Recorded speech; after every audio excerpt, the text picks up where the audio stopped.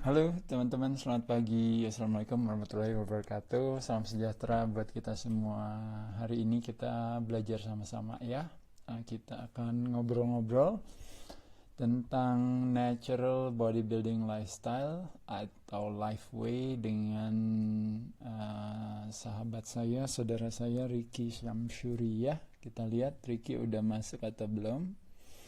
Nanti kita undang dia ya. Jadi sekali lagi teman-teman, kalau kita berbicara drug free atau natural itu bukan sebuah pilihan sebenarnya, tapi lebih kepada memang ya itu aja yang kita lakukan ya, karena warisan daripada pola hidup sehat sebenarnya adalah sebuah kemandirian ya, bukan ketergantungan. Jadi mau punya badan bagus pun juga sama, dalam arti bagus sendiri itu adalah sebuah konsekuensi kan ya, dari sebuah akumulasi investasi kita yang bagus ya, dalam pengaturan pola makan, latihan, olahraga dan sebagainya ya. Jadi itu bunganya. Tapi memang dalam sebuah prosesnya yang kita dapatkan sebenarnya kesehatan itu sendiri yang memang sangat kita butuhkan setiap saat ya, karena sehat bukan tujuan, sehat adalah sebuah syarat. Kita lihat sebentar di sini, Ricky udah datang belum? Brother, nanti coba ulang lagi biar masuk ya. Ya teman-teman sekalian, nanti kalau seandainya ada mau pertanyaan-pertanyaan apa, dikasih tahu aja ya. Nanti kita coba pelan-pelan kita pelan-pelan menjawab ya.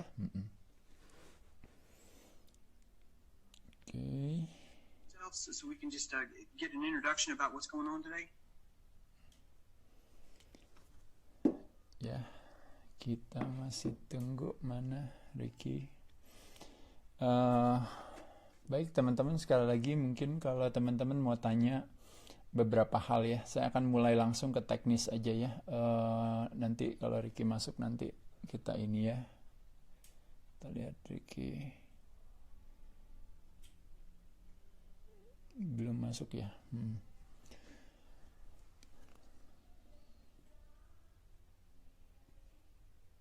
Oke.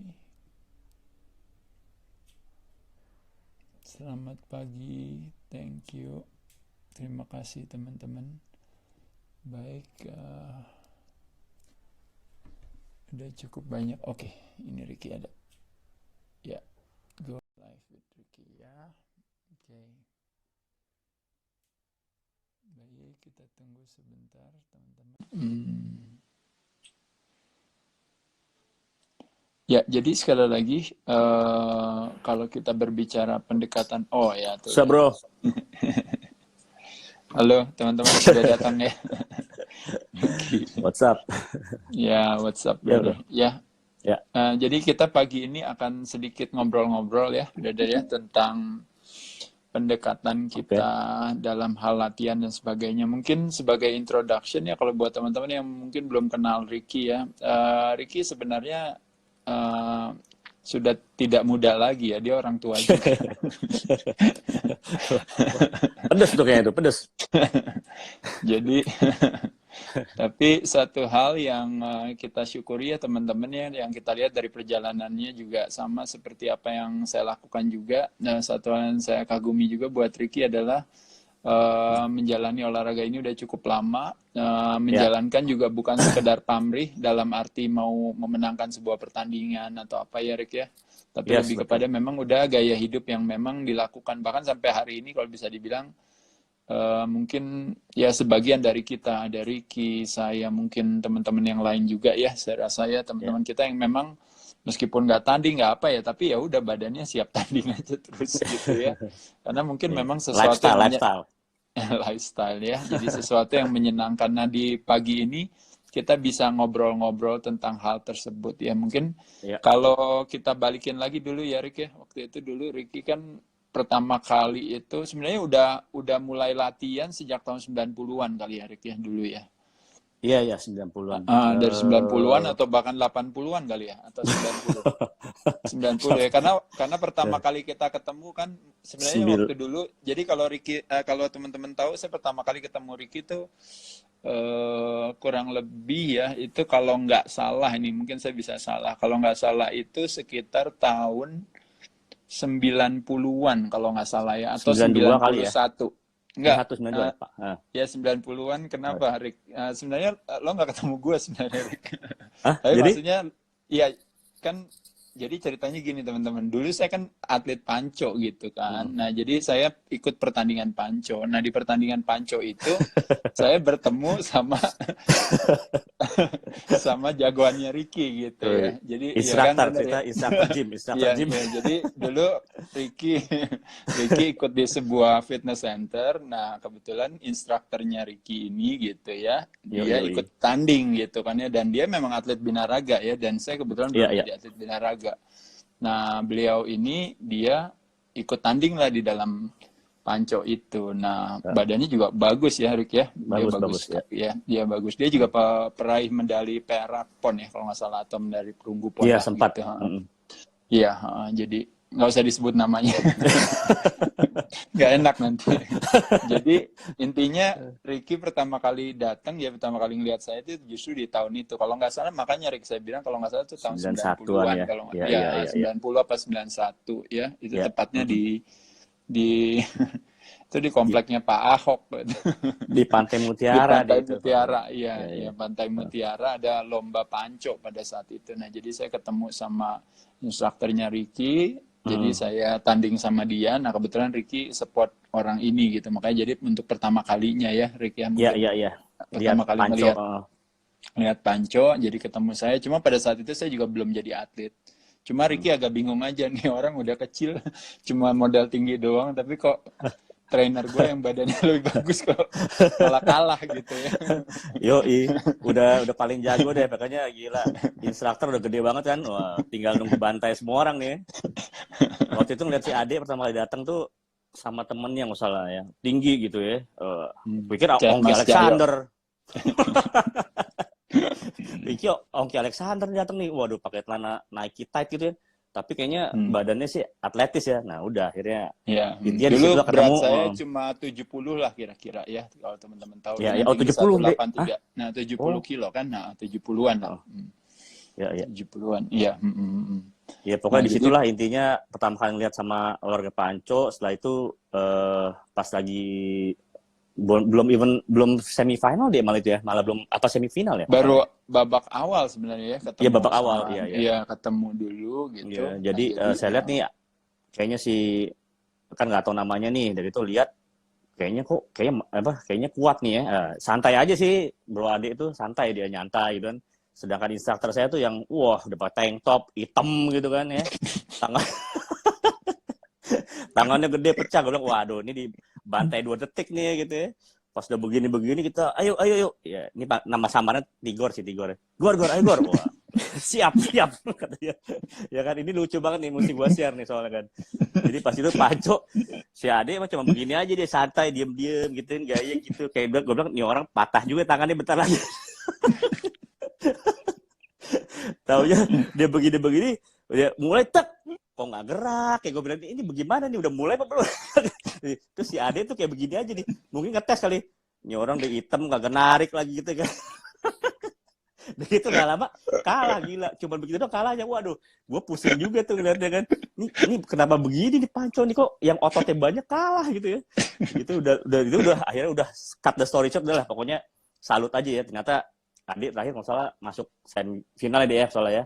Sebenarnya sih bisa menang juga, nggak salah ya. Cuma deh, pokoknya seru lah ya. Di final ketemu teman sendiri jadi malu. Iya, makanya terus dari itu baru tuh, berarti gue ngomong sama dia, kenapa gue bisa begini-gini kan, pusing pokoknya. Bukannya fitness tuh jadi kuat ya, bisa paling hebat gini-gini. Oh, dia juga nggak bisa nerangin kali, dia bingung. Dia pikir akhirnya, waduh, gue kurang. Akhirnya tuh nggak dia jawab apa sebenarnya yang gue bikin ketawa sama teman-teman. Ini orang nggak ada yang tahu dong. Wah, gue kurang minum Pocari Squad katanya. Kurang minum nih, apa hubungannya? Lah berarti gue nggak kuat aja kan gitu kan, ya udahlah Gor santai. Wah setelah itu dia tuh pusing dia kan, wah pusing gitu. Di situ ada tempat fitness kan ya, wah dia ngangkat, gue bilang ngapain juga lo bapak panco dia ngangkat. Udah kalah aja deh. Ya udah dari situ ya intinya ketemu Ade lah, udah tahu ya. Terus along the way ya pokoknya Kan Nah, udah saya lama pergi sekolah ya, Dek, sekali. ya. Nah, Dek Ya, akhirnya Ricky berkarir. pergi ke Amerika. Ricky sekolah ya, Iya. sekolah tepatnya di Orange County di California waktu itu. Hmm. Nah, mungkin itu kira-kira 5 tahun kemudian kali ya, Ricky ya, dari tahun 90 tuh tahun 95. Nah, 96 lah, 96, kira-kira 96. 96. Nah, waktu di tahun 96 itu saya kebetulan memang udah disponsorin oleh American Muscle Sports Network. American Sports Network. Jadi berapa kali saya tanding di Amerika dan sebagainya. Dan terakhir, justru itu yang mungkin pengalaman yang unik ya waktu itu. Tahun 96 itu saya tanding kejuaraan dunia Musclemania World itu. Saya kebetulan dulu belum ada pro ya, Rick ya. Dulu Iya, belum ada. cuma amatir ya.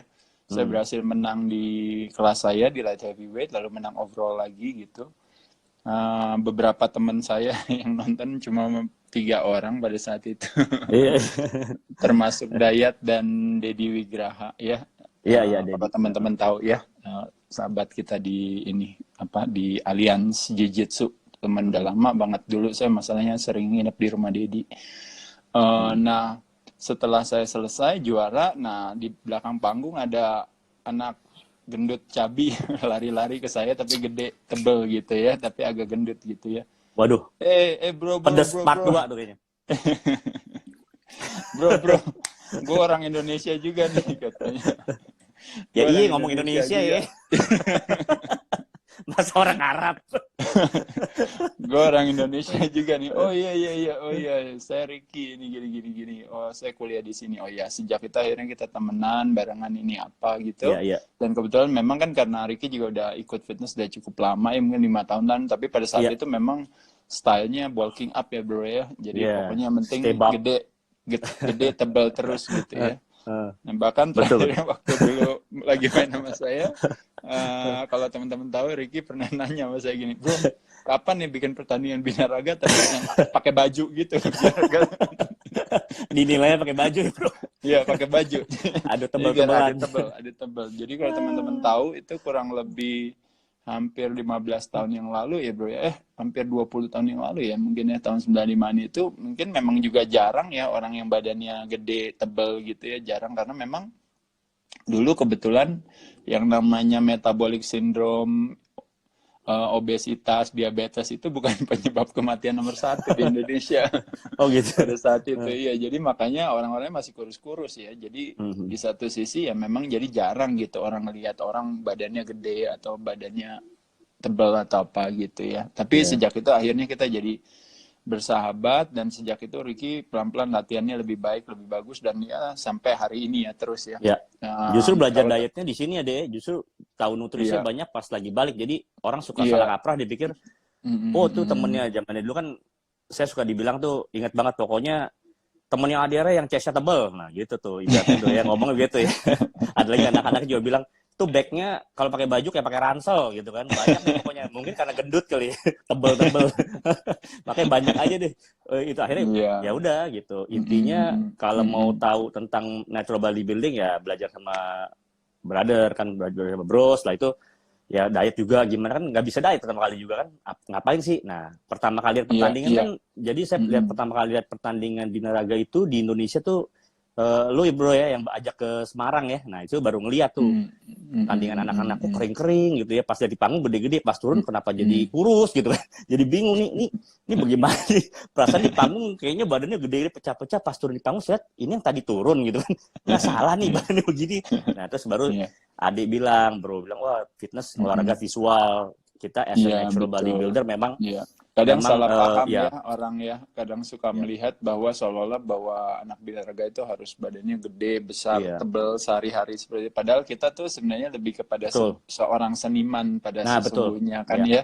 Jadi ya dia nanti akan terlihat besar dan kelihatan mungkin kalau bisa dibilang apa ya namanya bagus sekali gitu, itu justru pada saat di panggung kan ya. Ya, kalau dari lighting segala ya dengan ini. Iya, ketika kadar lemaknya juga rendah, ya kita bisa mempertahankan otot kita. Lalu nanti belum lagi ada orang yang badannya yang mungkin pinggangnya lebih kecil, mungkin ada yang tulangnya lebih kecil. Kalau saya kepalanya lebih kecil gitu ya. Jadi kelihatannya lebih besar Ya, gitu ya. visual. Tapi kalau sehari-hari orang bilang apa sih ini orang biasa kecil ya. Tapi sama kayak mungkin saya sama kalau teman-teman sama Ricky teman tahu ya gitu. Jadi kalau buka baju nanti kelihatannya lebih gede dari sesungguhnya padahal orangnya kecil aja gitu ya. Tapi Iya, terlepas iya. daripada itu kembali lagi mungkin di kesempatan ini ya Ricky ya kita udah introduction ya 20 menit kita langsung Ya, ngobrol masuk ke oke. strategi aja ya. Jadi Ya, dulu Ricky juga beratnya kalau nggak salah bisa sampai 85 ya pas 90 85 ya. gemuk ya 85 Karena ya kalau pas nggak turun salah. malah 90, bro. Iya, Wah. tapi abis itu kan tanding awal dengan masa otot yang kadar lemaknya udah tinggal 5%-an itu paling waktu itu cuma kuat di 75 ya kalau nggak salah ya. Iya, iya. Nah, paling ya bahkan waktu awal-awalnya bahkan cuma berapa ya Rick ya 72 72. 73 kali Iya. ya 72 gitu. Nah, mungkin kita langsung bahas aja brother. Kita ngobrolin soal strategi latihan. Banyak orang Ya. yang nanya tentang latihan tuh gimana. Lalu mengenai makanan gimana. Nah, mungkin bro bisa jelasin dikit-dikit apa sih waktu awal sebagai pemula dulu apa yang makanan-makanan yang kita rubah gitu ya. Mungkin Ya. dari share brother ntar saya bisa tambahin juga. Boleh. Ya paling intinya sebenarnya kan sesimpel itu ya. Karena kalau memang dipelajari kan memang baik lagi kita mau lean otomatis kan lemak kan harus dikikis, ya kan? Jadi intinya ya secara logika pasti mikir makanan yang lemak harus dihindarin, itu aja intinya, yang dari Indonesia Gorengan tadinya begitu ya, yang iya, gampang. tadinya kan suka banget saya kan makan gorengan kan. Ya maksudnya dari dulu juga stylenya udah tahu makan tuh harus ada ayam, daging, telur. Jadi protein udah tahu sebenarnya, bro. Nah, tapi yang saya nggak tahu kan penyajiannya. Nah, itu makanya saya bilang trial dan error. Tapi nggak salah juga sih, dulu mungkin juga memang perlu ya kalau kita lagi bulk up, makanya bisa naik sampai 90 kilo, latihan juga keras, saya makan banyak kalori surplus juga, cuma latihan keras juga. Nah, begitu kondisi diet, ya dikurangin aja semuanya itu. Jadi malah trial dan error gitu loh. Jadi apa yang saya lakukan buat badan sendiri. Jadi pokoknya sebenarnya saya langsung cut. Yang goreng saya cut. Yang mentega yang dulu makan yang balik ke Jakarta yang memang enak saya cut. Udah itu aja intinya. Terus saya cari sumber karbohidrat yang bagus apa sih? Oh, yang serat. Oke, roti putih ganti roti gandum. Dia kan nasi putih, nasi merah, terus oatmeal bagus. Udah, saya tuh monoton aja. Di ibaratnya dietnya monoton. Jadi dada ayam saya cuman si teflon, pakai bawang putih. Udah. Jadi everyday seperti itu. Tapi dibilang enjoy juga awalnya adaptasi ya kurang enak ya kan gitu kan. Intinya kalau boleh jujur dulu pas pesta raga mau diadain kan bro ngadain tuh ya kan, ya itu jujur kata kan saya juga udah bilang 2 hari saya diet frustasi ya kan, langsung balik lagi ke makanan Padang. Intinya ngapain sih makan susah banget kan. Nah ini it happens gitu bro, sometimes ini kan main game gitu. Jadi nah akhirnya saya pikir gila, masa kayak gitu ya tantangan nggak bisa gitu ya. Intinya kalau orang cuma bilang hidup cuma sekali bro, ngapain lu tiba-tiba dari gede makan kayak gitu, nggak ada rasa gini-gini. Hidup cuma sekali, nikmatin. Saya balik konsepnya. Oke, hidup cuma sekali. Nah makanya gue pengen punya badan yang paling bagus tuh seperti apa sih sebenarnya, yang memang gue kan ibaratnya suka nonton pertandingan ya. Jadi ibaratnya bukan kompetitor, jadi senangnya nonton deh. Ya termasuk masal ini bro tanding. Jadi saya tuh di setiap event tuh pasti saya nonton. Cuman jadi kayak tim hore-hore aja gitu. Senang ya. Ya gym suka, nonton suka, tapi nggak pernah terpikir tuh untuk kayak step on stage. Saat-saatnya bro bilang, lu mau nggak optimalin nih gini ya buat apa juga. Tapi akhirnya pikir, oke lah. Akhirnya makannya diganti tuh deh, kayak gitu bro. Jadi saya ganti makannya gitu-gitu. Udah pokoknya cuma oatmeal, karbohidratnya nasi merah, roti gandum, dada ayam doang sama putih telur. Terus paling kacang-kacangan. Udah, itu saya strict latihan sekitar mungkin setelah saya gagal diet 2 hari itu, saya lanjutin lagi sekitar mungkin sebulan. Nah, suatu saat saya lihat di kaca bangun tidur, nggak pernah punya apps kayak begitu gitu. Yang ada, ini nggak salah nih gitu kan. Ini nggak salah, akhirnya nongol juga. Dulu mah ada garis-garisnya udah bangga. Kayaknya gila, six pack gue bro. Karena matahari dikit, iya ada garis-garis udah lumayan lah, boleh lah. Nah, intinya dari situ baru, oh makanan itu ya berarti udah benar. Dari situ mesti start sharing. Udah lanjutin lagi sekitar maksimal tuh mungkin dietnya 3 bulan ya. Nah sampai akhirnya join di pesta raga yang adik bikin di tim yang mungkin di 2000 ya, di pemula itu akhirnya surprise juga gitu. Ibarat tanding asal tandingnya tapi ya bisa menang di pemula ya bangga juga sih. Padahal nggak yakin juga ya bisa tahu gitu. Nah itu maksudnya turunnya jauh deh dari 8. Maaf, itu pertama dari 90 malah turun sampai dipikir orang sakit kan, kemana-mana dipikir saya sakit. Pulang, yang tadi bilang Mr. Cabi, badan tebel, pas pulang, aduh godaannya sengsara banget. Pokoknya orang bilang, lu kenapa pulang jadi sakit? Lu baikan dugem ya? Lu disco ya? Lu apa? Waduh, Itu coba Anda itu sebenarnya nggak seberapa ketimbang justifikasi orang di luar. itu ibaratnya perkataan orang membunuhmu, bukan lagu cinta membunuhmu, tapi perkataan orang membunuhmu. Sampai di rumah pusing nih, gue ngapain ya begini ya. Tapi itulah liku-liku, makanya kita cinta di industrinya, dan kita merasa kita harus sehat juga. Dulu juga suka makannya goreng-gorengan apa, mungkin ya memang di gym kelihatan oke, tapi secara overall saya pikir kurang baik juga kalau nggak balance. Jadi ya disitulah trial error, belajar banyak, jangan belajar dari buku, dari mana, akhirnya ya itu aja deh. Jadi low fat gitu ya, sodium dikurangin dikit, ya paling itu latihan, terus kardio dulu nggak pernah, akhirnya kardio juga seminggu 2-3 kali, habis latihan kardio, itu aja sih yang pretty simple. Jadi cut the fat gitu ya, more water, jadi kurangin soda-sodaan, gula-gula, udah sesimpel itu aja mulainya. Dari situ baru keep on learning, belajar masak lagi sendiri, preps. Jadi ayam sebenarnya nggak harus plain, harus apa nih. Jadi sampai sekarang until now saya masih prepare makanan sendiri juga. Jadi nggak pernah ibaratnya kayak, ya bro tau lah kemana-mana saya kadang orang bilang aneh gitu kan, maksudnya lu kemana-mana bawa makanan bro gini. Saya cuma simpelnya saya bilang, kalau gue bawa makanan aneh, lu menurut aneh, dan badan gue sama kayak lu orang, ya gue aneh. Tapi kalau gue bawa barangnya aneh, ya kan makanan aneh, ini gue makan proper, badan gue ada hasil beda, ya I'm doing something good gitu, which is better, ada tujuan gitu. Ya kan, jadi menurut saya ya olahraga ini, baik lagi, saya mau kasih tahu teman-teman, ini olahraga individu ya. Jadi no matter what people say, no matter what people think, ya hanya kita di gym sendiri, hanya kita makan, kita yang tahu, bertanding juga sendiri gitu loh. Mau orang bilang lu pakai ini, pakai itu, ya termasuk saya pikir saya juga sampai saat ini tidak mau pakai yang aneh-aneh, karena menurut saya ya memang saya suka fitness, ya ibaratnya kalau badan bagus ya bonus aja gitu nantinya. Ya, tapi gue harus sehat dulu aja kan gitu kan intinya.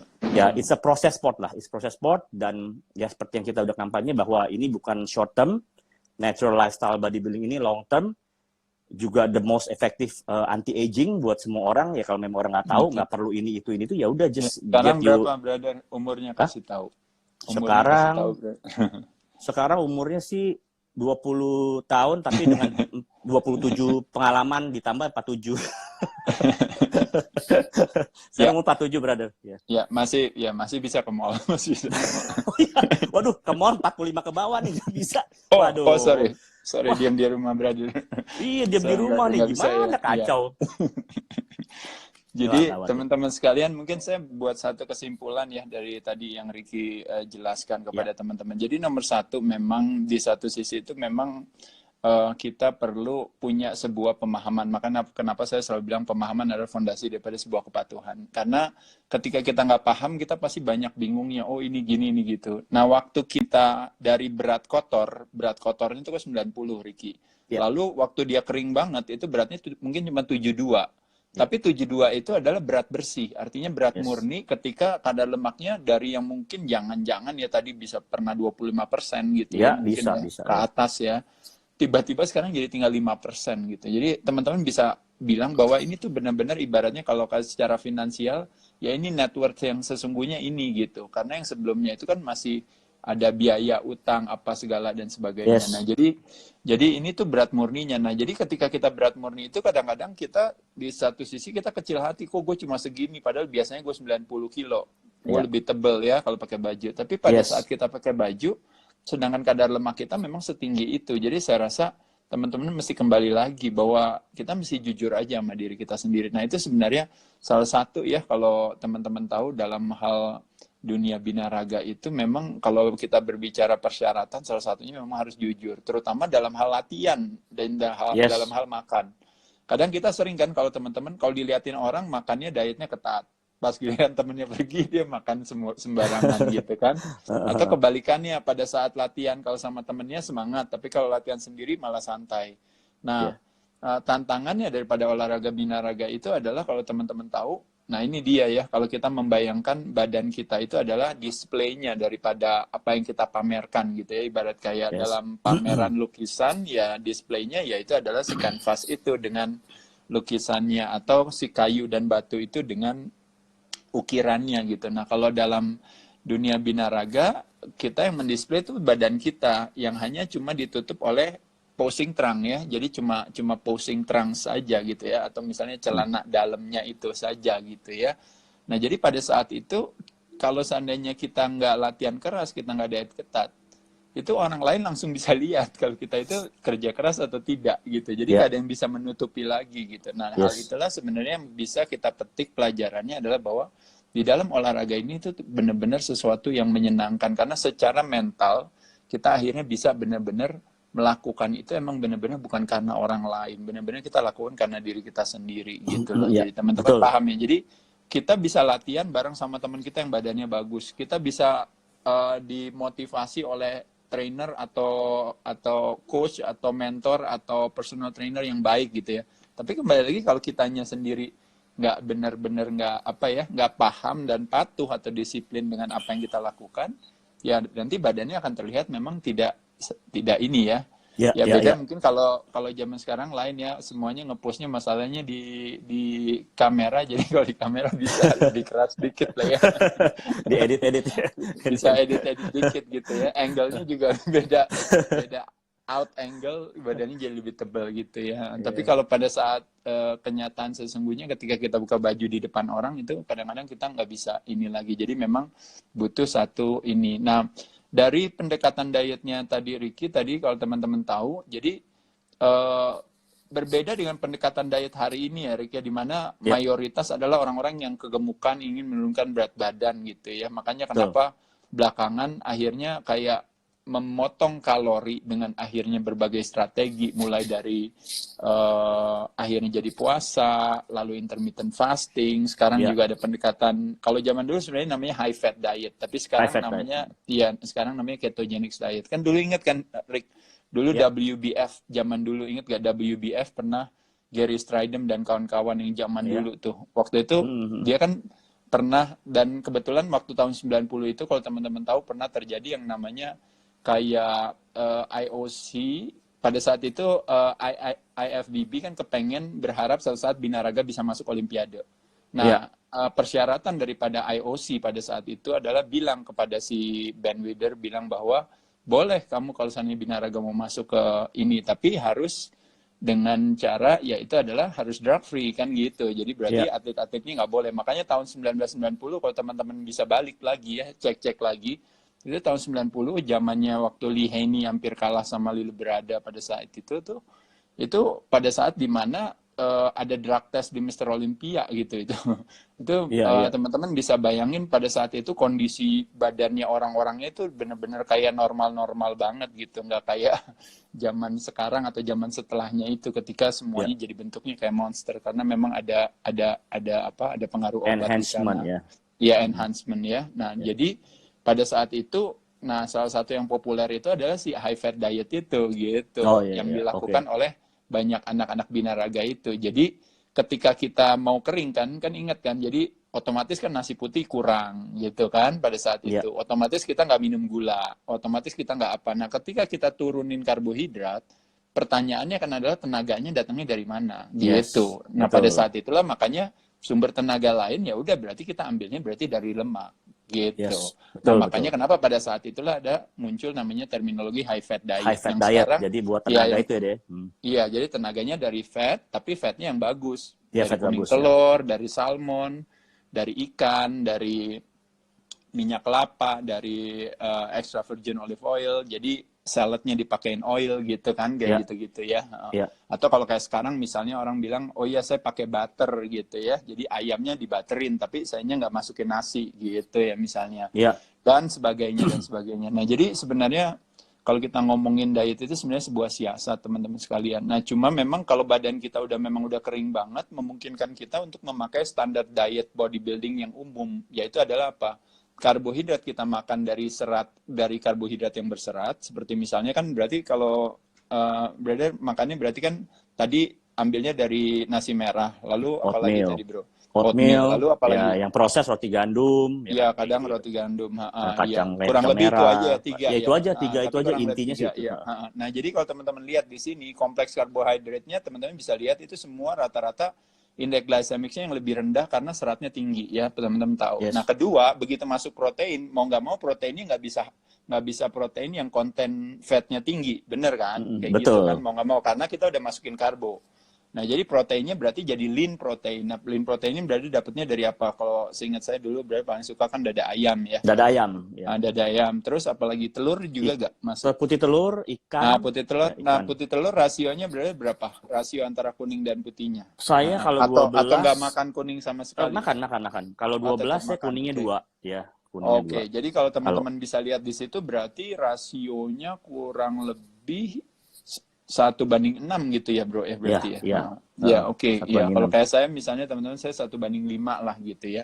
Nah, di sini makanya kenapa nanti kalau kita berbicara high fat diet itu rasionya jadi berubah. Kenapa? Karena rasionya bisa 1:1 bahkan ya, atau bahkan misalnya 1:3/4 kali ya atau apa ya. Jadi jadi artinya telurnya misalnya 5, kuningnya bisa jadi 4. Telurnya 10, kuningnya bisa jadi 8 gitu ya. Tapi pertanyaan, loh itu kan apa nggak bahaya kolesterol atau lemak? Tapi selama kita karbohidratnya kita nggak masukin, nah memungkinkan tubuh kita untuk memanfaatkan si kelebihan lemak itu untuk berguna bagi tubuh kita. Strateginya gitu. aja sih itu sebenarnya. Iya, betul. Nah, cuma memang pada saat itu karena kita juga badannya udah kering dan sebagainya, dan ditambah lagi juga, nah ini yang teman-teman kadang-kadang ada satu angle atau satu sisi yang kadang-kadang teman-teman suka lupa ya, maksudnya orang awam tuh suka lupa gitu, bahwa anak binaraga itu latihan bebannya, pengencangan otot rangkanya itu tuh banyak banget gitu. Kadang ada yang bisa melakukan double split sehari gitu ya,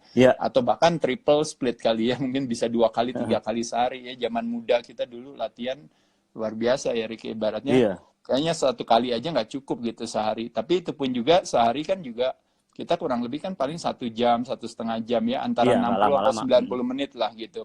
Teman-teman bisa tahu ya, latihan kalau misalnya kita bisa lama, bisa sampai 2 jam, berarti teman-teman tahu pasti ngangkatnya ringan gitu. Tapi kalau teman-teman ngangkatnya berat, atau artinya 6 paling sedikit, 12 paling banyak, nah pada saat itu biasanya teman-teman nggak akan bisa lari kemana-mana. Makanya kenapa ada hitungan 1 jam latihan itu biasanya dianggap normal. Kenapa? Karena yuk kita hitung sama-sama teman-teman sekalian. Biasanya satu otot kita latihannya kurang lebih berapa jenis latihan? Bisa kurang lebih 3-4 jenis latihan. Betul ya, Bro ya? Iya, betul. Kurang lebih 4 jenis latihan. Dari 4 jenis latihan, 1 jenis latihan kira-kira kurang lebih 3 set. Benar nggak? Betul. Ya, untuk 1 set kurang lebih kira-kira di antara 6 sampai 12, anggap aja 10 repetisi, betul nggak? Iya, betul. Betul. Nah, sekarang kita lihat pada saat kita lakukan latihan, teman-teman lihat nih, kita ngangkat gini ya. Waktu kita ngangkat begini, waktu ngangkat ini kan 1 detik. Kita tahan di puncak gerakan 1 detik, lalu kita turun pelan, rasain 2 detik. Berarti kalau 1 gerakan kurang lebih membutuhkan 4 detik kan, bener kan? Ya. Nah, 4 detik sampai 5 detik lah kita hitung aja. Kalau kita lakukan 10 kali, berarti berapa detik membutuhkan? 50 detik berarti. Berarti 50 detik kurang lebih kita anggap aja dah, kita bilang 1 menit, berarti 1 menit untuk 1 set. 1 set, ya. Iya kan? Nah, 1 set, sedangkan kita lakukan kan 3 set kan? Ya. Nah, untuk di antara masing-masing 1 set, set kedua, set ketiga, kita beristirahat di sini. Istirahatnya kurang lebih berapa lama? Kurang lebih istirahatnya di kisaran 1,5 menit sampai 3 menit. Iya, tapi rata-rata 1,5 menit lah kalau ototnya yang kecil atau apa. Tapi kalau kadang-kadang teman-teman latihan squats atau leg press atau deadlift mungkin bisa lebih lama ya. Bisa sampai 3 menit istirahatnya. Tapi membayangkan teman-teman, nanti teman-teman bisa hitung sendiri pakai kalkulator ya. Jadi apa yang terjadi? Kalau 1 set itu kurang lebih 1 menit, ditambah 1,5 menit, jadi 2,5 menit untuk 1 jenis latihan. Berarti kalau 3 jenis latihan, berarti 2,5 menit kali 3. Berarti kurang lebih totalnya 7,5 menit. 7,5 menit untuk 1 jenis latihan. Kalau misalnya 7,5 menit untuk 1 jenis latihan, berarti kalau seandainya misalnya kita latihannya 4 jenis latihan, berarti 7,5 menit kali 4 aja, coba berapa kurang lebih kira-kira? Kurang lebih sekitar setengah jam. Iya, setengah jam. Nah, kita lakukan biasanya kadang-kadang 2 body part. Nah, kan teman-teman kenal yang namanya bro splits itu kan. Ada yang dikenal dengan yang namanya, kalau chest gabungnya sama tricep gitu, atau bicep. Lalu back sama bicep atau tricep, tergantung teman-teman mau lihatnya kemana. Mau mengkombinasikan pull and push atau mau mengkombinasikan push and push. Misalnya contohnya, kalau latihan chest berarti kan push kan. Nah, kalau tricep kan juga push juga kan. Push sama push ya. Jadi kalau teman-teman bilang saya mau chest sama tricep, jadi push berarti oke. Kedua, saya mau lakukan pull bicep sama back. Berarti backnya kan udah pull kan, gerakannya kan pull. Ya. Sedangkan bicepnya pull juga. Kalau brother apa? Latihannya push pull atau push push atau pull pull? Kalau saya kalau Kalau kombinasi misalnya itu, anggap aja ya, ini kita ngomongin yang pull. bro split dulu ya. Biasa sih yang dilakuin sekarang sih misalnya chest bicep. Ya, Saya chest sama balik ya.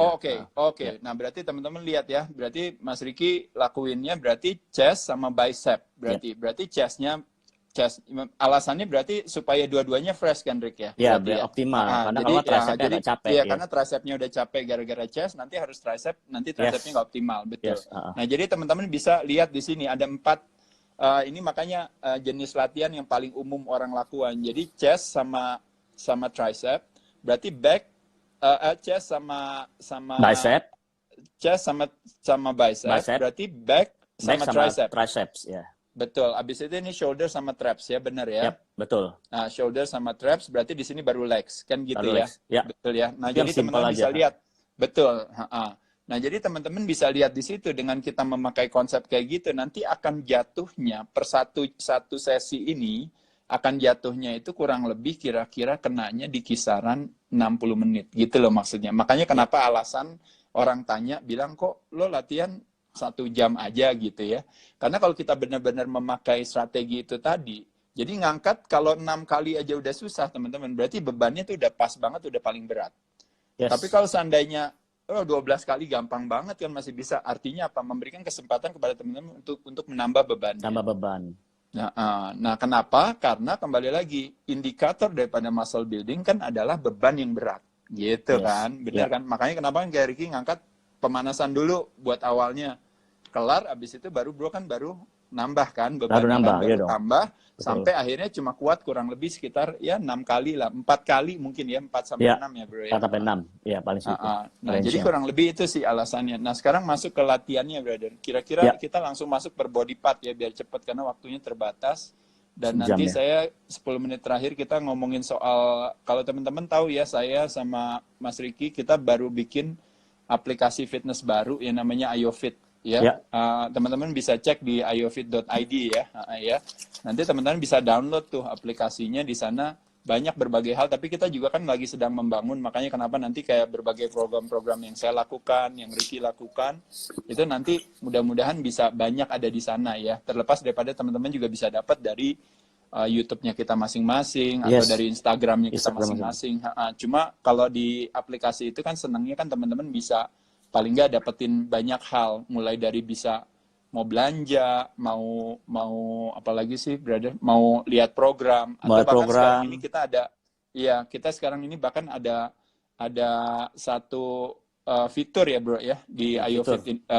IOFit itu ada satu fitur di mana teman-teman sekarang ini bisa gabung sama si IOFit untuk download bisa jualan personal trainer juga di sana kalau teman-temannya kerja sama si IOFit-nya untuk bikin program-program ya, karena sekarang ini kayaknya kebutuhan untuk orang latihan online itu akhirnya jadi menjadi besar gitu ya. Saya aja belum bikin, Mas Riki juga belum bikin juga, tapi kita berharap nanti ke depannya semuanya nanti makin banyak yang akan buat di sana, jadi bisa jadi pemasukan ya mungkin nggak seberapa, tapi di sisi lain teman-teman bisa menjadikan si IOFit ini jadi tempat di mana jadi wadah bagi kita semua bisa kumpul untuk bisa sharing berbagai knowledge pengetahuan kita gitu. Jadi orang bisa pilih mau latihan sama siapa di mana gitu. Saya rasa itu konsultasi juga kita kasih deh ya, bro. Kita kasih konsultasi gratis saat ini, terutama kondisi saat ini kan orang bingung cari informasi, cari apa. Jadi daripada nanya yang nggak jelas, kita motivasi semua rakyat Indonesia dengan aplikasi anak bangsa ini. Semua di Indonesia kan, jadi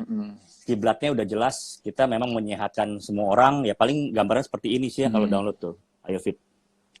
Oh iya, kan? Teman-teman nanti ya. Kalau untuk nanti lebih jelasnya lagi, nanti saya hari Jumat ya berarti ya sama Bobby Chen akan ngebahas fokus tentang aplikasinya tersebut ya teman-teman. Jadi nanti kita bisa tanya-tanya sama Bobby untuk berbagai hal teknisnya ya brother ya, tapi secara umum saya dan Ricky kita basically sebenarnya mempromosikan hidup sehat ya. Betul.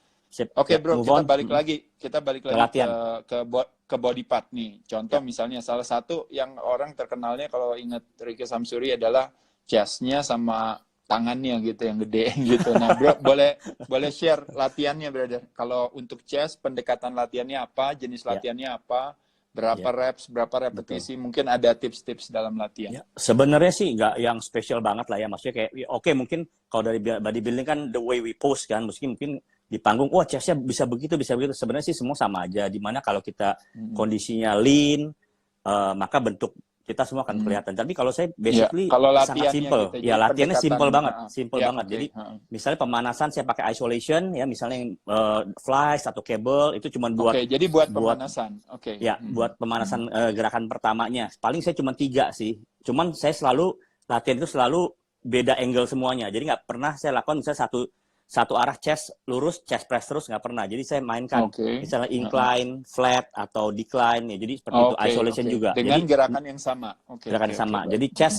Oke, ini yang paling basic. Biasa saya flies, gerakan flies dulu, isolation movement sekitar 3 atau 4 set. Biasa pemanasan tuh cuma satu dua set aja, bro. Saya nggak, jadi oke, pindah-pindah dan gerakan itu tuh nggak ringan mungkin ada ya. pemanasan lagi. Iya.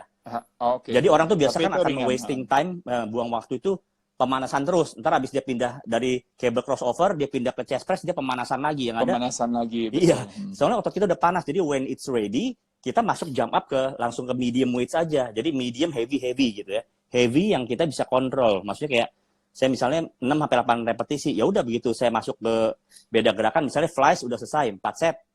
Terus masuk ke set gerakan yang inti, misalnya dumbbell chest press. Ya, saya senang dumbbell chest press karena individu dan memang bisa strong. Itu saya masuk Oke. ya, itu saya langsung masuk di misalnya saya pemanasan misalnya pakai 30 kilo. Ya mungkin saya udah langsung jump up ke 35, 37,5, 40 atau ya 45. Jadi saya set inti itu cuma 3 set buat saya. Gitu. Jadi pemanasan tuh udah nggak lagi. Iya. Jadi minimal kalau misalnya udah capek banget kita mau main heavy, even paling cuma 2 set. 2 set, dua ya incline pressnya langsung ke yang heavy diulang. Karena kayak tadi saya bilang quality over quantity. Jadi kita tuh maunya pas di gym itu dapatnya kualitasnya, bukan lamanya kita latihan. Jadi sebenarnya semakin cepat otot kita ngepam, capek, fatigue, sebenarnya itu udah selesai gitu intinya. Jadi kayak chest set paling itu aja. Isolation, press, angle-nya bisa flat, bisa incline, bisa decline.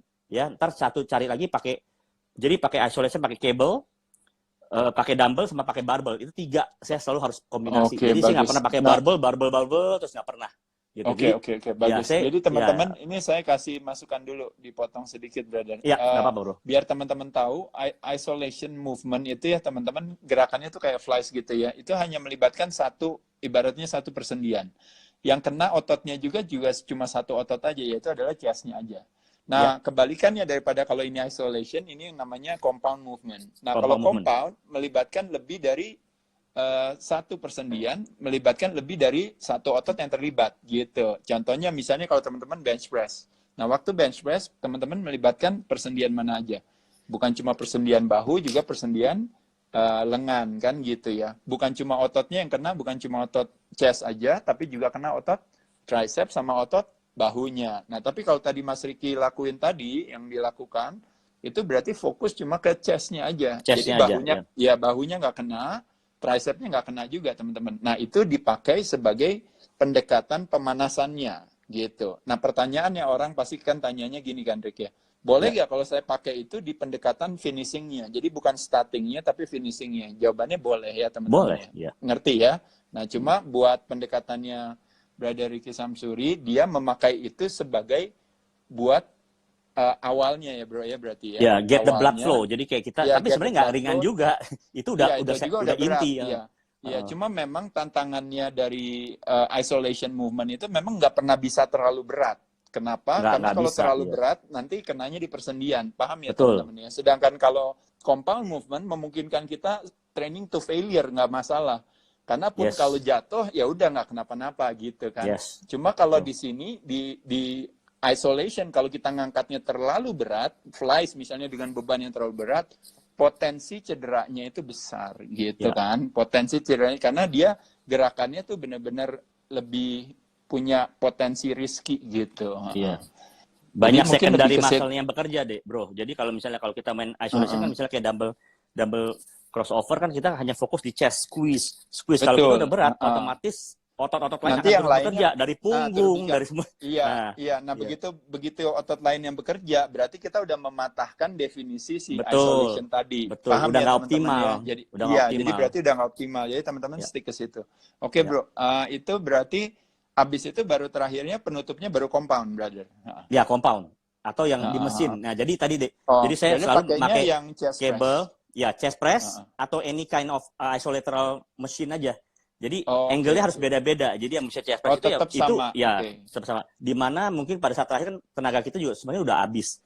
Tapi baik lagi, bukan masalah tenaga ya, tapi bagaimana resisten kita ke otot kita rasain ya. Harus diatur bebannya sehingga kita bisa dapat misalnya only jenis yang terakhir aja saya mungkin agak high reps di 10 to 12. Tapi istirahatnya juga cepat gitu. Istirahat juga cepat bahwa habis ngangkat mungkin saya istirahat 30 second, saya sikat lagi. Jadi maintain di 10 sampai 12 reps itu pasti ibaratnya darah di otot kita tuh yang ngepamnya benar-benar ngepam itu finishing very good gitu. Jadi kita nggak mau yang latihan tuh dari awal pump ujungnya crash gitu loh. Itu kecapean namanya. Orang bilang itu overtrain yang bisa jadi karena ototnya udah maksimal kita pakai.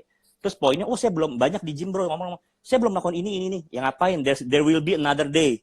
Jadi makanya saya bilang another day saya akan start latihan chest nggak dengan yang sama, nggak akan sama. Orang pasti lihat. Saya mungkin akan start dari double incline press instead of isolation. Jadi semuanya ototnya kita variasikan. Jadi supaya tidak monoton kan banyak jenis latihan juga yang kita bisa ikutin. Jadi makanya jangan terpaut itu aja. Kayak misalnya juga Monday chest day. Ya kenapa nggak Monday leg day? Jadi ototnya kita confusion aja gitu. Jadi kita happy aja sama otot kita gitu ya. Jadi kalau kita terlalu stres, monoton, kita bosan gitu.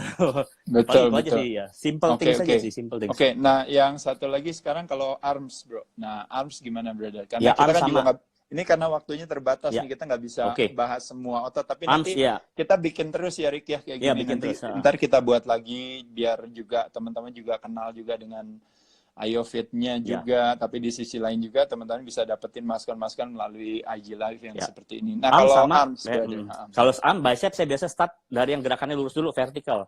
Yang vertikal. Jadi ini sudutnya vertikal ya, bisa pakai dumbbell, bisa pakai barbell. Ya kedua saya pakai sudut angle yang pakai apa? Ya. Dumbbell sih. Lebih senang dumbbell. Dumbbell. Jadi bisa konsentrasi, bisa start failure pun kita bisa langsung taruh. Jadi kita nggak main cheating pakai back. Jadi strictly di otot aja. Jadi angle-nya lurus, ya kan? Itu yang biasa tuh yang jenis gerakan pertama, mungkin 3-4 set. Yang kedua, saya pakai yang memang kayak di bangku, preacher yang pakai bench. Jadi agak miring. Ya, jadi sudutnya berbeda tuh dari lurus, sudutnya miring. Nah, terakhir saya finishing mungkin pakai cable movement. Mungkin agak di samping.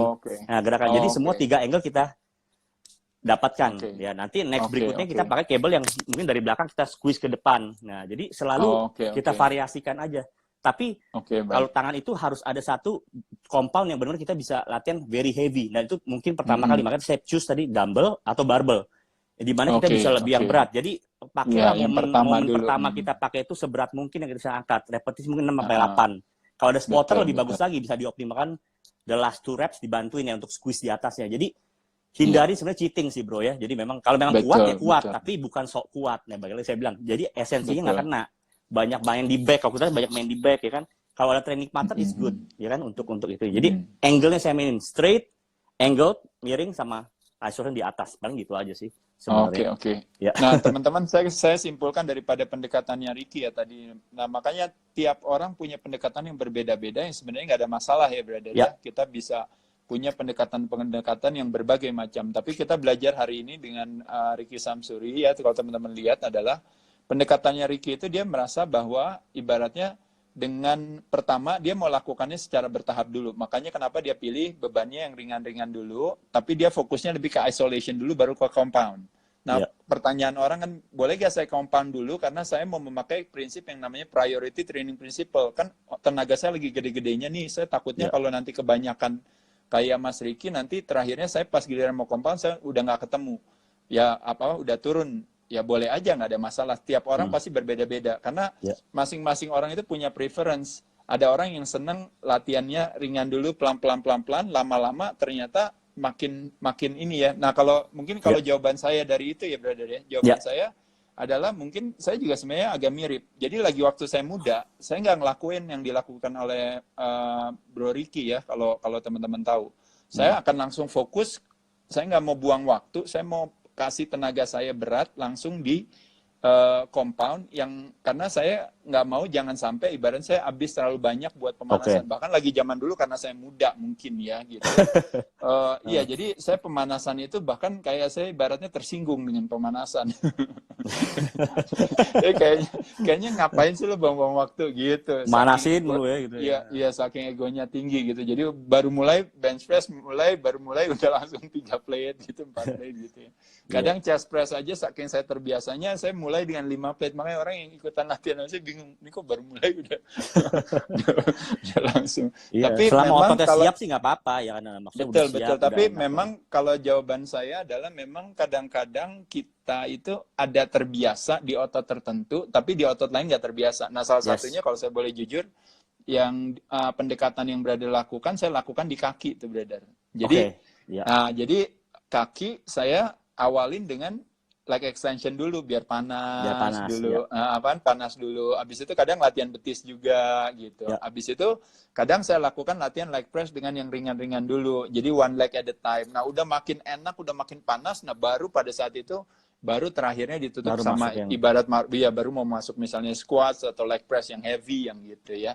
Nah, itu kan juga teman-teman bisa lihat kan di sana betapa ibaratnya setiap orang boleh memilih dengan cara yang berbeda. Ada satu pertimbangan alasannya mau langsung berat karena tidak mau takut kehabisan tenaga. Karena muscle building sendiri kan indikatornya kan load, kan beban.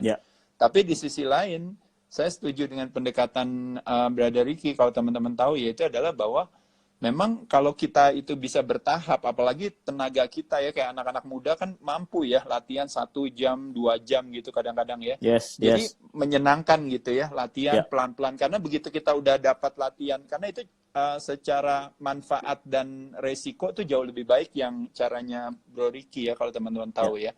Jadi secara manfaatnya didapatkan, dia akan bertahap naik ke atas. Tapi secara resiko tuh benar-benar rendah sekali itu gitu. Karena kan Brother mulainya juga dengan yang ringan-ringan dulu sampai enak gitu ya. Jadi pokoknya fokus aja lah ya. Pendekatan sekarang orang kan memang esensinya kalau saya lihat karena kita kan udah melalui ini tahap sebenarnya udah lama sekali. Jadi anak generasi sekarang tuh sebenarnya tinggal ngopi aja.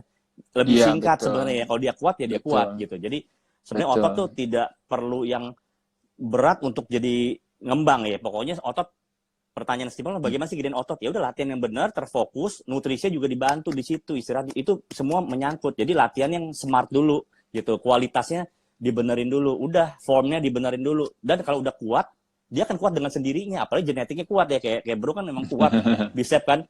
Ya mau sampai orang latihan juga mungkin nggak akan bisa sama genetik kayak Bro yang ini kan ya, tergantung dari makanannya juga apa. Jadi latihannya dibenerin dulu memang. Ya, dan banyak metode yang bisa dilakukan sekarang, intinya adalah ya kualitasnya latihan itu harus dibetulin sih zaman sekarang. Jadi ya bukan terlalu semakin lama semakin baik, tapi kualitasnya dibenerin gitu aja. Jadi ototnya lebih cepat gitu ya. Bukan lamanya latihan 2 jam. Dulu kita latihan 2 jam 3 jam. Sekarang mungkin ya setengah jamnya kalau bisa keluar dari gym udah mau keluar ya kan Bro. Intinya selesai aja, nanti split lagi, ganti kamu latihan lagi ya. Paling ya kalau pendekatan secara natural bodybuilding saya rasa itu aja, cuman lebih banyak harus divariasikan ya kan, lebih banyak harus diiniin gitu ya. Betul. Kan Jadi memang lagi. Jadi memang teman-teman sekalian, sekali lagi mungkin kalau kita bilang natural bodybuilding lifestyle atau life way ini memang di sini memang yang akhirnya kita karena kita badannya nggak gede karena disuntik atau badannya nggak gede karena makan obat dan sebagainya, tapi akhirnya kita jadi lebih cerdas untuk lebih kreatif mencari siasat gitu loh, ya kan? Betul. Jadi akhirnya latihannya mesti gini, latihannya mesti gitu dan sebagainya gitu ya. Jadi saya pikir itu yang satu hal yang mungkin kita syukuri, dan yang lebih utama dari semua adalah ketika kita memang tidak terjadinya ketergantungan karena warisan pola hidup sehat adalah kemandirian. Jangan ngomongin obat, penyalahgunaan obat ya, steroid dan sebagainya, bahkan obat-obat yang sekarang ini terjadi hari ini misalnya menurunkan tekanan darah, menurunkan gula darah, menurunkan kolesterol, pengencer darah dan sebagainya, atau obat pusing dan sebagainya, saya rasa itu juga sebenarnya juga akan memiliki dampak yang tidak baik bagi kesehatan kita gitu ya. Termasuk juga akhirnya ketika kita punya penyakit infeksi, nanti kita mesti imunisasi dan sebagainya. Saya rasa mungkin menyenangkan kalau seandainya kita benar-benar punya mentalitas sebuah kemandirian, bukannya kebalikan mental kita selalu mengkambing hitamkan. Kalau sakit itu pasti karena kuman gitu. Kalau mau sehat itu berarti harus makan obat. Nah, jadi saya rasa itu satu hal yang salah. Teman-teman karena waktunya yang memang sangat terbatas ya. dan yang saya bicarakan sama Brother Ricky juga banyak ya. Tapi intinya secara umum, saya rasa nanti kita bikin lagi lah minggu ini dengan senang hati. Karena kan kita kan santai-santai ya, Brother. Iya, Kita betul. bisa lakukan lagi, teman-teman. Banyak sebenarnya pertanyaan-pertanyaan tadi yang mau teman-teman tanyakan ya, tapi kita nggak bisa bahas. Tapi karena supaya biar Mas Ricky-nya juga bisa cerita, saya juga bisa cerita ya. Karena kalau kita jawab langsung, mungkin kita bisa nanti cari kesempatan lain ya, Brother ya. Ya, Tapi next kita secara bisa ya, jawab-jawab ada orang yang nanya-nanya, nanti kita tampung, ya kita bisa betul. berinteraksi dengan mereka, ya. Pokoknya Betul. Nanti untuk selanjutnya teman-teman sekalian, saya nanti akan ngobrol juga dengan Mbak Fen ya, Fanfitlicious ya itu ya. iya. Kalau itunya ya, Mbak Fen untuk Fitness for Women itu kalau nggak salah besok juga di jam yang sama. Ya, itu Ya. buat perempuan-perempuan tuh yang memang terlalu banyak ya, pertanyaan. Nah, itu kita bisa Nah, dapat nanti tips-tips dari sana. betul. Nanti sama hari Jumatnya saya akan ngobrol sama Bobby Chen tentang aplikasi kita si Ayo Fit Ayo Fit ini Indonesia, ya. Nah, nanti teman-teman bisa tanya-tanya juga. Nanti setelah itu saya ada Mas Halim Ciang sama Mas Ricky. Mungkin nanti saya akan tanya bodybuilder yang lain. Mungkin saya bisa ajak Hence Poyo siapa segala untuk ngobrol-ngobrol juga ya. Ya, kolaborasi lah kita. Iya, kita sebanyak-banyaknya mumpung kesempatan sekarang ini kan waktunya banyak kita diisolasi gitu ya. jadi dengan berbagi saya rasa bisa meningkatkan yang namanya immune system kita dan juga bisa menyebarkan sesuatu yang kebalikan daripada apa yang terjadi hari ini ya. Yang disebarkan itu adalah kayak seolah-olah antisipasi tanggung jawab gitu, tapi oh iya jangan sampai nanti kita seperti di sini, seperti di situ, jangan sampai nanti yang mati begini, yang mati begitu, tapi jangan sampai. Tapi di sisi lain ibarat kita apa yang kita bayangkan itu ibaratnya tenaga kita tersalurkan di sana. Jadi kenapa kita berfokus kepada kesakitan, yuk kita berfokus kepada kesehatan. Ya teman-teman sekalian. Setuju. Karena tubuh manusia itu begitu cerdasnya, begitu sempurnanya, maka ketika kita justru mengagungkan sebuah penyakit, maka kita tanpa disadari merendahkan tubuh manusia. Tapi ketika kita dicela karena kita bilang, oh kamu menganggap enteng ya penyakit. Ya saya harus menganggap enteng penyakit. Kenapa? Karena saya ingin meninggikan kecerdasan, keagungan, dan kebaikan tubuh manusia. Itu makanya kenapa saya dan Mas Ricky kita sampai hari ini bersyukur udah hidup, udah mau hampir setengah abad, tapi kita masih diberikan sebuah kemandirian, kesehatan. Bukankah itu sesuatu yang menyenangkan, mudah dan murah? Ya, kalaupun juga harus sakit, nanti kita ikhlas menerimanya. Tapi jangan sakit dijadikan sebagai sebuah cita-cita gitu. Apalagi dijadikan sebagai sebuah materi kecemasan dan ketakutan yang akhirnya kita jadi malah fokus ke sana, terakhirnya sakit benerannya, bukan ide baik. Teman-teman sekalian, terima kasih sekali lagi yang belum download AyoFit di Play Store. Di Play Store ya adanya. Nanti katanya di kalau untuk yang punya iPhone nanti mungkin segera ya ke sana nanti nanti ngobrol ya. Teman-teman bisa cari Ricky berarti di mana? Di Instagram ya Ricky. Instagram saya ya. Ricky.Syam25 ya. Oke, baik. Di situ ya, di DM atau di komen gitu ya. Jadi nanti Ricky bisa cari ya. Kurang lebih itu teman-teman sekalian. Takutnya waktunya nanti keburu kepotong nanti jadi nggak bisa say goodbye. Mungkin ada yang bisa disampaikan Rick terakhir sebelum mati. Ya enggak. Maksudnya sebelum mati Instagramnya. Patepong dong. Nah, pokoknya masa sekarang ini jangan ada excuse ya, latihan aja, nggak usah takut ya. Pokoknya nggak usah takut kayak tadi Bro bilang benar, kita fokus akan kesehatan kita, nggak usah takut dari apa ini semua sama aja kok. Kalau kita udah protect badan kita sehat, saya rasa virus juga segan masuknya ya. Jadi stay safe, latihan terus dimanapun, makan juga dijaga, enjoy life aja gitu aja. Fokus sama yang positif ya. Keep sending positive vibes, jangan menyebarkan yang kecemasan. Guys, nanti kita ngobrol lagi. Brother. Yes. Ya, setuju. Brother, terima kasih teman-teman Bro. sekalian. Bro, thank you. Terima kasih teman-teman sekalian.